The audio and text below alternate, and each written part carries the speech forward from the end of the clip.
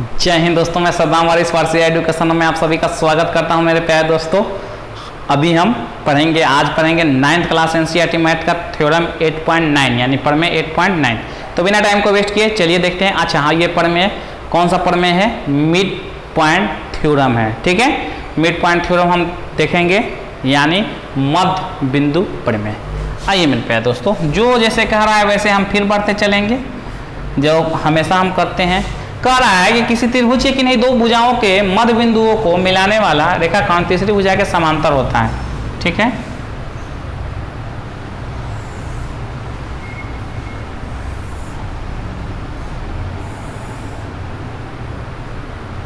A B C मध्य बिंदु मान लीजिए इसका बी सी डी है और ये ई है। मध्य बिंदुओं को मिलाने वाला तीसरा रेखा का क्या होता है? समांतर होता है। ठीक है, ये हमें प्रूफ करना है। तो देखिए मेरे प्यारे दोस्तों, हमें 1% नहीं घबराना है, जैसे से कह रहा है वैसे वैसे बढ़ते हैं। देखिए दिया है, पहले लिख लेते हैं। दिया है कि ए बी सी एक त्रिभुज है जिसमें ए बी तथा ए सी का मध्य बिंदु क्रमशः ई तथा डी तथा ई है। तो सिद्ध करना है कि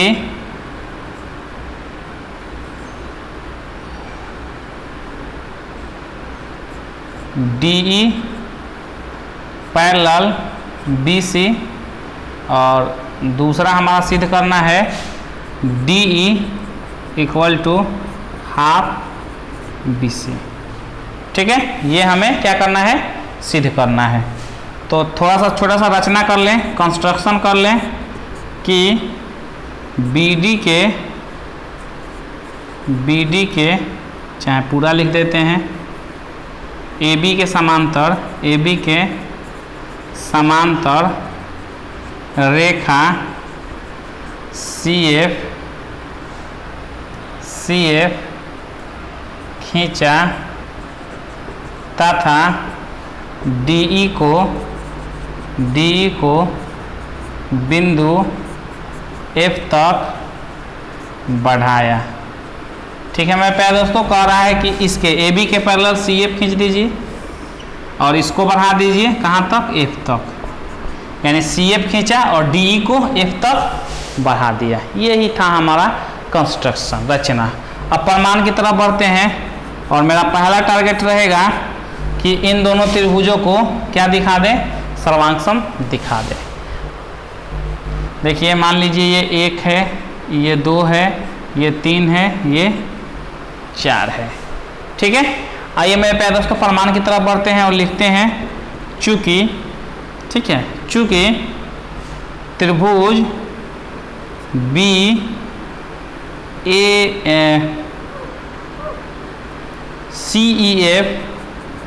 CEF तथा त्रिभुज ADE में। ठीक है मेरे प्यारे दोस्तों, चलिए आगे बढ़ते हैं और हम इसमें देखते हैं। देखिए इसमें बहुत सिंपल है। क्या क्या सिंपल है मैं बता देता हूँ। कोण 1 किसके बराबर है? कोण 4 के बराबर है। ठीक है, कोण 1 इक्वल टू कोण 4। क्यों भैया? तो लिख दीजिएगा एकांतर कोण है, एकांतर कोण है। देखिए अल्टरनेट एंगल है। ठीक है, एकांतर कोण बोले तो अल्टरनेट एंगल है। ठीक है, इंग्लिश वालों के लिए भी सेम है, कोई दिक्कत नहीं है। ये प्रूफ हो गया, गिवन हो गया, ये प्रूफ डेट, ये कंस्ट्रक्शन और ये प्रूफ। यहाँ अगर लिखेंगे तो अल्टरनेट एंगल है ये। देखिए 1 और 4 अल्टरनेट क्यों है? क्योंकि आपने कंस्ट्रक्शन में ही बोला है कि AB के समांतर CF खींचा है, तो आपका DF क्या हो जाएगा? तिर्यक रेखा हो जाएगा। ठीक है, ट्रांसवर्सल लाइन क्या हो जाएगा? DF हो जाएगा, क्योंकि कंस्ट्रक्शन में आपने बोल दिया है कि CF किसके समांतर है? AB के समांतर है। सो सिंपल, बहुत ही आसान है। और सिंपल हमारा एक 4 क्या हो जाएगा, एकांतर कोण हो जाएगा। देखिए एक तो हमने कर दिया, दूसरा हम क्या करेंगे, कोण 2 इक्वल टू कोण 3, कोण 2 इक्वल टू कोण 3 कहाँ से भैया, तो हम कहेंगे शीर्षाभिमुख कोण, vertically opposite angle, vertically opposite angle, शीर्षाभिमुख कोण। ठीक, आमने सामने का कोण है शीर्षाभिमुख कोण। दो रेखाएं जब एक दूसरे को किसी बिंदु पर प्रतिच्छेद करती है, इंटरसेक्ट करती है, तो फ्रंट आमने सामने का कोण क्या होता है, वर्टिकली अपोजिट एंगल, शीर्षाभिमुख कोण होता है। चलिए तीसरा हम कह सकते हैं कि CE इक्वल टू AE, तो CE इक्वल टू AE ये गिवन है क्योंकि मिड पॉइंट है, मिड पॉइंट है, E क्या है, AC का मिड पॉइंट है, तो ये क्या है, दिया है। तो हम यहाँ कौन सा थ्योरम लगा देंगे, या इसलिए चूंकि कोण कोण भुजा सर्वांग समता नियम से, सर्वांग समता नियम से क्या हो जाएगा, त्रिभुज CEF सर्वांग सम हो जाएगा त्रिभुज ADE के। ठीक है, अब हम लिखेंगे चूंकि CPCT नियम से, CPCT नियम से क्या हो जाएगा मेरे प्यारे दोस्तों, CF किसके बराबर हो जाएगा, AD के, CF बराबर AD। ठीक है, अच्छा CF अगर AD के बराबर है तो AD किसके बराबर है, BD के, तो लिख देते हैं BD बराबर AD, ये CPCT से, और ये दिया है क्योंकि मिड पॉइंट है, D is the mid point of AB, D किसका मिड पॉइंट है, मध्य बिंदु है AB का, इसलिए आधा आधा बराबर है, AD equal to BD already बराबर है तो गिवन है। अब देखिए RHS बराबर है तो LHS भी बराबर कर सकते हैं, इसको समीकरण 1 मान लीजिए, इसको 2 मान लीजिए, दिख रहा है मेरे प्यारे दोस्तों। चलिए नोट कर लीजिए, ऊपर से लिख देते हैं। आइए दोस्तों देख लेते हैं, देखिए BD इक्वल टू AD। ठीक है, अब हम क्या देख रहे हैं, अब यहाँ लिख देते हैं, चूंकि समीकरण 1 तथा 2 से क्या देख रहे हैं, CF equal to BD, CF equal to BD। अगर CF BD के बराबर हो गया तो पहला तो अपना प्रूविंग का एक क्लू मिल गया ना। ठीक है, प्रूविंग का एक क्लू प्रूविंग का इसलिए मिल गया क्योंकि अब हम इसको पूरे को समांतर चतुर्भुज दिखा सकते हैं, पूरे को हम समांतर चतुर्भुज दिखा सकते हैं। कैसे, देखिए अब थोड़ा सा हम आगे बढ़ते हैं, इसको इक्वेशन 3 मान लेते हैं, और CF पैरेलल BD कहाँ से भैया, तो ये दिया है रचना से, कंस्ट्रक्शन में हमने बोला था कि CF किसके पैरेलल है, AB के या BD को, बोलिए कोई दिक्कत नहीं। तो ये क्या हो गया, 4 हो गया, कोई दिक्कत नहीं होनी चाहिए। अब देखिए अब थोड़ा सा आगे बढ़ते हैं, अब हम कह सकते हैं कि चूंकि समीकरण 3 तथा समीकरण 4 से, ठीक है, क्या कह सकते हैं कि इसलिए DBCF एक समांतर चतुर्भुज है, समांतर चतुर्भुज है। चलिए ये प्रूविंग को मैं घेर के रखता हूं, ये हमें प्रूफ करना है।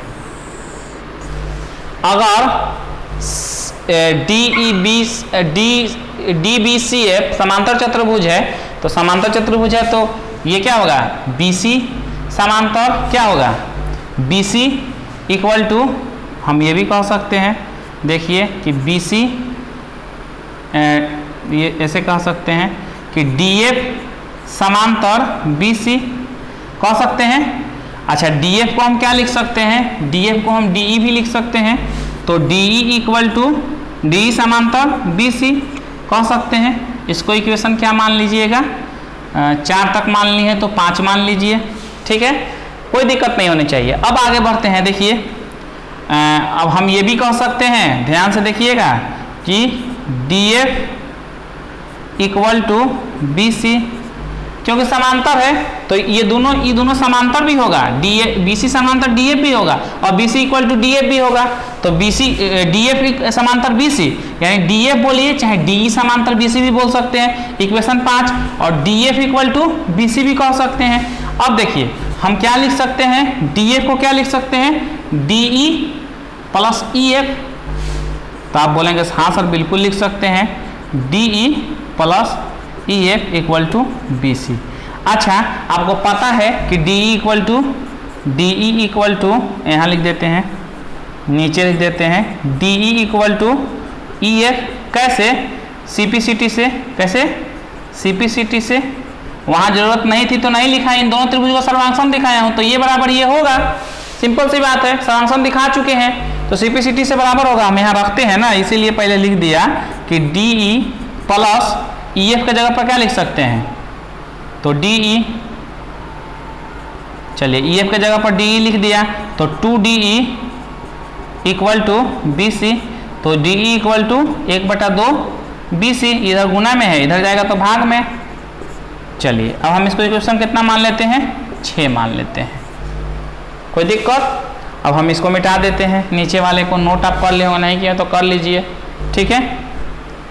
चलिए मैं मिटा देता हूँ।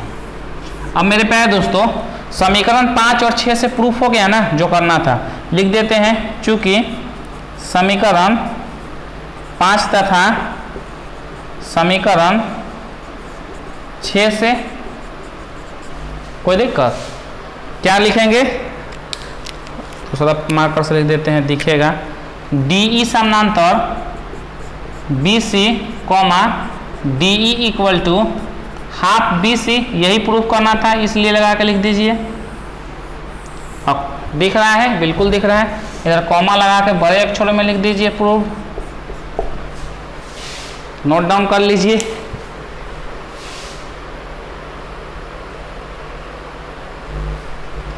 चलिए दोस्तों आज के लिए इतना ही। वीडियो अच्छा लगा हो तो लाइक शेयर ज़रूर कर देना, और आप भूल जाते हो अभी के अभी कर दो, और चैनल को सब्सक्राइब जरूर कर देना। नीचे रेड कलर का बटन दिख रहा होगा, आपसे पैसा नहीं मांग रहा हूँ, अगर मेहनत पसीना आपके लिए बहा रहा हूँ तो आप मेरे मेहनत का फल देना चाहते हैं तो आप थोड़ा सा बस करिए, बिल्कुल सब्सक्रिप्शन फ्री है, 1 रुपया नहीं लगने वाला। नीचे रेड कलर का बटन दिख रहा होगा, उस पर क्लिक करके चैनल को सब्सक्राइब कर लो और बेल नोटिफिकेशन कॉल पे रख लो, ताकि आने वाले लेटेस्ट वीडियो का नोटिफिकेशन सबसे पहले आपको मिल सके। डिस्क्रिप्शन चेक कर सकते हो, बहुत सारे पढ़ा चुका हूँ 9th क्लास का सिलेबस, सब नीचे आपको मिल जाएगा। और दूसरा कंपटीशन सेक्शन की भी तैयारी करते हो तो कहीं दूसरी जगह जाने की जरूरत नहीं है, चैनल बिल्कुल आपके लिए ही है, क्योंकि प्लेलिस्ट में जाओ और सारा वहाँ नंबर सिस्टम, सिंप्लीफिकेशन सब कुछ पढ़ा चुका हूँ, ratio and proportion, average, LCM SCF, ठीक है, square and cube, square root cube root भी पढ़ा चुका हूँ। तो आप बिल्कुल जाकर प्लेलिस्ट में वहाँ से देख लेना, और सारा वीडियो आपके लिए मौजूद है, देख सकते हैं। तो चैनल को जरूर सब्सक्राइब कर देना, बस यही आपसे मेन विनती है, रिक्वेस्ट है कि ज़रूर करना, क्योंकि मेहनत मैं आपके लिए पसीना बहा रहा हूँ। तो आपको अगर मेहनत का फल देना, ये मेहनत आपके लिए कर रहा हूँ, तो मेरा मेहनत का फल देना चाहते हैं तो नीचे रेड कलर का बटन है, उसको क्लिक करके चैनल को जरूर सब्सक्राइब कर लेना, बेल नोटिफिकेशन कॉल पर रख लेना, ताकि आने वाले लेटेस्ट वीडियो का नोटिफिकेशन सबसे पहले आपको मिल सके। प्यारे दोस्तों आज के लिए इतना ही, मिलते हैं नेक्स्ट वीडियो में। थैंक यू, जय हिंद।